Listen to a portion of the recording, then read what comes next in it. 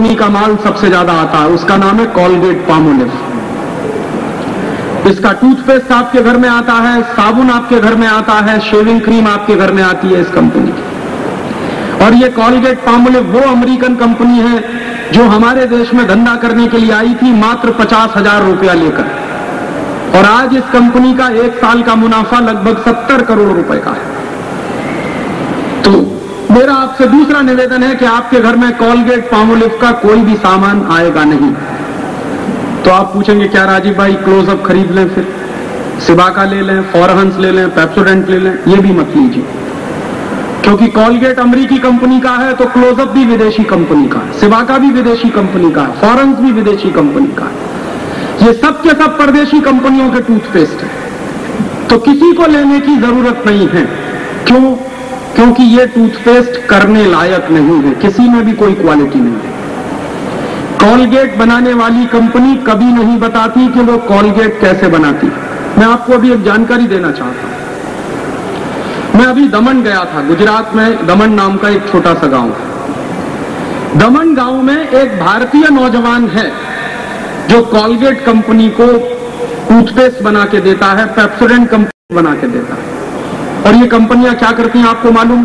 हमारे देश के लोगों से सामान उत्पादन करवाती हैं, अपना सिर्फ ठप्पा लगाती हैं, पैकेट में बंद करती हैं और मार्केट में बेचती हैं। इनका सिर्फ नाम बिकता है, इनका कोई उत्पादन तंत्र नहीं है। ज्यादातर परदेशी कंपनियां हमारे देश में 70% उत्पादन सब कॉन्ट्रैक्टिंग में कराती हैं, हमारे ही देश के लोगों से कराती हैं। तो जो आदमी कोलगेट के लिए उत्पादन करता है और पेप्सोडेंट के लिए उत्पादन करता है, उस भाई से मैंने पूछा कि तुम जरा ये बताओ मुझको, बगल पे मेरे बैठ गया मंच पर आकर, मुझे मालूम नहीं था, दमन में मेरा जाहिर व्याख्यान था, अब वो बगल में आके बैठ गया। किसी ने कान में आके कहा राजीव भाई आपके बगल में जो बैठा यही आदमी कोलगेट और पेप्सोडेंट का सबसे बड़ा सप्लायर है। तो मैंने कहा भाई सही बात है, तो कहने लगा हाँ बात तो सही है। तो मैंने कहा फिर यहां क्यों बैठे हो मेरे पास आके, और अगर यहां बैठना है तो इसकी कीमत देनी पड़ेगी। कहने लगा क्या कीमत आपको चाहिए? उसको लगा कि कुछ पैसा मांगेंगे राजीव भाई। मैंने कहा कीमत ये देनी पड़ेगी कि ये धंधा बंद करना पड़ेगा। कहने लगा वो कैसे? मैंने कहा बिल्कुल सीधी सी बात है, अगर तुम कोलगेट के लिए उत्पादन कर सकते हो, पेप्सोडेंट के लिए उत्पादन कर सकते हो, तो तुम तुम्हारे नाम से क्यों नहीं उत्पादन करके बेच सकते बाजार में? क्या मुश्किल है इसमें? कहने लगा राजीव भाई ऐसा मैंने कभी सोचा ही नहीं। तो मैंने कहा आप सोच लो, इसमें क्या मुश्किल? फिर मैंने उससे पूछा बाद में, उसने कहा हाँ आपकी बात में मैं गंभीरता से विचार करूंगा। मैंने कहा विचार करना, जल्दी से मुझे बताना, लेकिन तब तक इतना तो बता दो कि तुम और तुम्हारे परिवार के लोग किससे दांत साफ करते हो? तुम कभी पेप्सोडेंट लगाते हो या कोलगेट लगाते हो? उसने कहा कभी नहीं लगाता। जो खुद बनाता है वो कह रहा है मैं खुद कभी नहीं लगाता। मैंने कहा क्यों नहीं लगाते? तो कहने लगा मुझे मालूम है कि मैं उसमें क्या क्या मिलाता हूं, इसलिए मैं कभी नहीं लगाता उसमें। तो मैंने उससे पूछा क्या क्या मिलाते हो? तो उसने कहा कि हम लोग डाई कैल्शियम फॉस्फेट इस्तेमाल करते हैं, और वो डाई कैल्शियम फॉस्फेट आता है मरे हुए जानवरों के हड्डियों के चूरे से। तो मरे हुए जानवरों के हड्डियों के चूरे से जो पेस्ट बनता है वो हम रोज सवेरे ही सवेरे अपने अपने मुंह से रगड़ते हैं, और फिर कहते हैं कि हम सब शाकाहारी हैं। आपका शाकाहार तो 2 मिनट में ध्वस्त हो गया, और पता नहीं कैसे हम सब सवेरे ही सवेरे उठकर मरे हुए जानवरों का हड्डियों का चूरा अपने मुंह से रगड़ सकते हैं। कैसे संभव है? इतना भी सेंस आप में वही नहीं बाकी है। बहुत लोग ऐसा कहते हैं कि राजीव भाई इनमें बहुत अच्छी क्वालिटी है। तो मैं उनसे पूछता हूं कि क्या क्वालिटी है? तो कुछ लोग ऐसा कहते हैं कि इनमें झाग बहुत अच्छा बनता है। तो कुछ लोग पेस्ट इसलिए करते हैं कि इसमें झाग बनता है, तो बेचारे आधा घंटे रगड़ते रहते हैं झाग बनाने के लिए। तो उनसे मैं कहता हूं कि अगर बहुत ज्यादा झाग बनाना तो रिन से दांत साफ करो।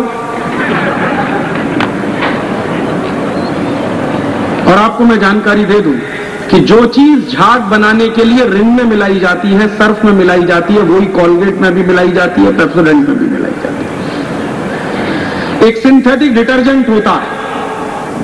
सिंथेटिक डिटर्जेंट वो चीज है जो कपड़ा धोने के साबुन में झाग पैदा करने के लिए मिलाया जाता है, वही टूथपेस्ट में मिला देते हैं झाग पैदा करने के लिए। और हम सब इतने बेवकूफ हैं, सवेरे ही सवेरे सामने शीशे में अपना चेहरा देखते हुए पेस्ट रगड़ते, मुंह से इधर से सफेद सफेद निकलता है, इधर से सफेद सफेद निकलता है, इतना गंदा लगता है, तो भी सामने शीशे में देख देख के ब्रश करते हैं आधा आधा घंटे तक। क्या इडियोसिटी। तो इसलिए मेरा आपसे निवेदन है कि तत्काल छोड़ दीजिए कॉलगेट, क्लोजअप, सिबाका, फॉरेंस, पेप्सोडेंट, ये सब करने लायक नहीं है, क्योंकि ये डाई कैल्शियम फॉस्फेट से बनते हैं और वो मरे हुए जानवरों की हड्डियों के चूरे से आता है। और मरे हुए जानवरों की हड्डियों के चूरे मिलते कहां से है? हिंदुस्तान में आजादी जब नहीं मिली थी तो 350 कत्ल कारखाने थे, अब कुल मिलाकर सारे देश में 36,000 कत्ल कारखाने, 4.5 लाख पशुओं का रोज कत्ल होता है इस देश में।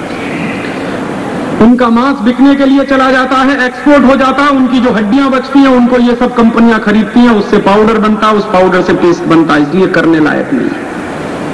और इसलिए भी करने लायक नहीं है कि उनमें सिंथेटिक डिटर्जेंट है और वो शरीर में कैंसर जैसी बीमारी पैदा कर सकता है। और इसलिए भी करने लायक नहीं है कि इन सारे टूथपेस्ट में फ्लोराइड नाम का जहर है जिससे फ्लोरोसिस बीमारी होती है। इसलिए पेस्ट करना बंद करिए, और इसलिए बंद करिए कि ये अमेरिका पैसा नहीं जाना चाहिए हमारा। तो आप पूछेंगे फिर क्या करें?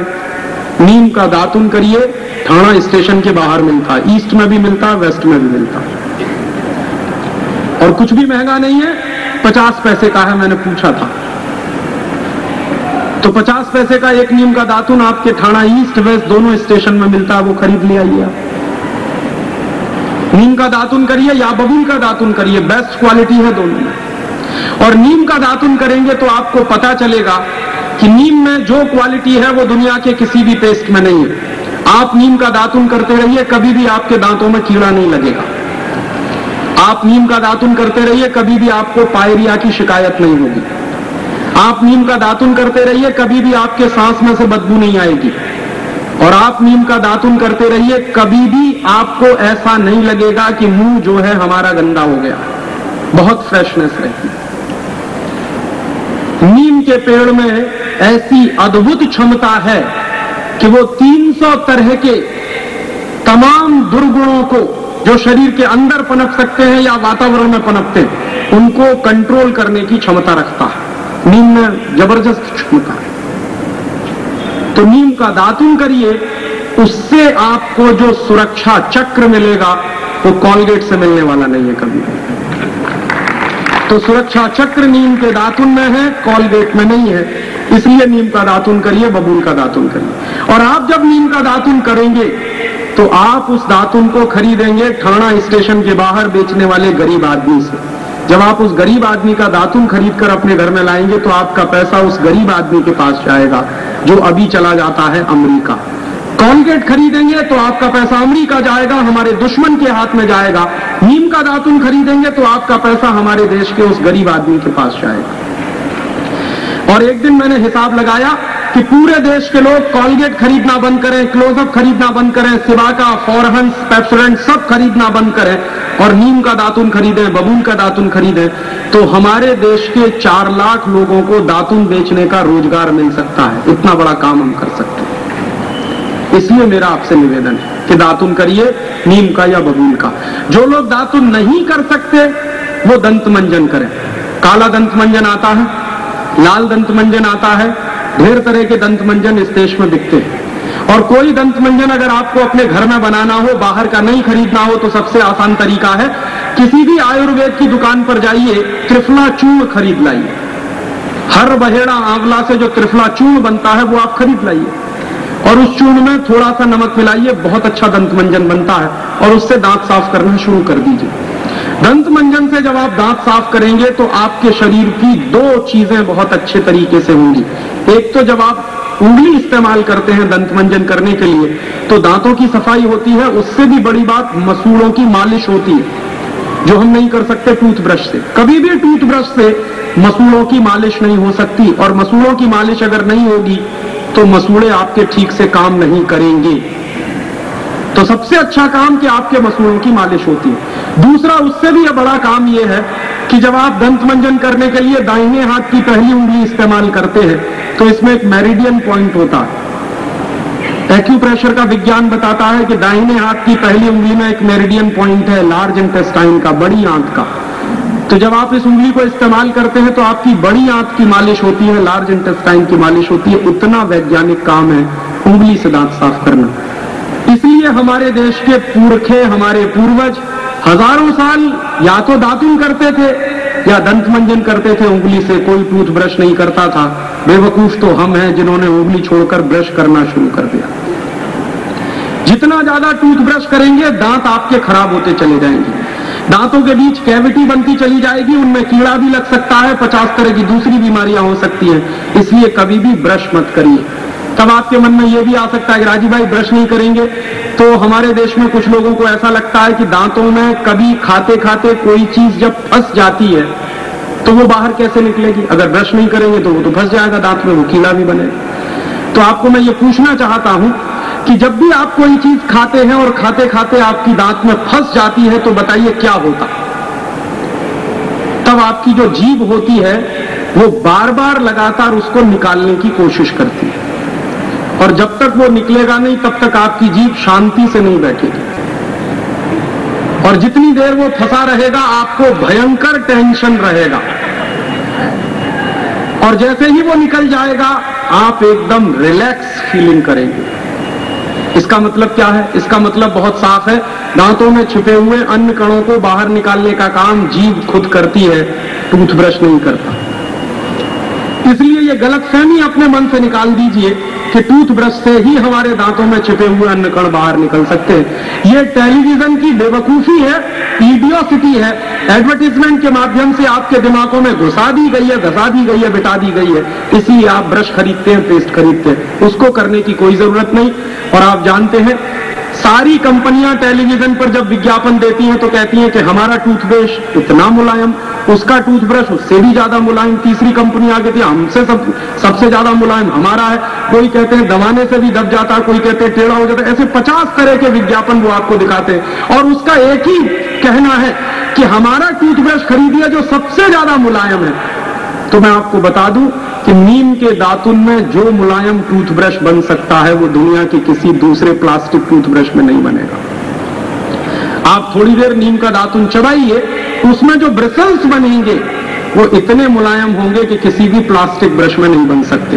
तो प्रकृति द्वारा दी गई जो चीज हमारे लिए इफरात में मौजूद है उसका इस्तेमाल करिए, तो देश का हर साल हम सैकड़ों करोड़ रुपया बचा सकते हैं। सिर्फ मैंने आपको कॉलगेट का उदाहरण दिया था।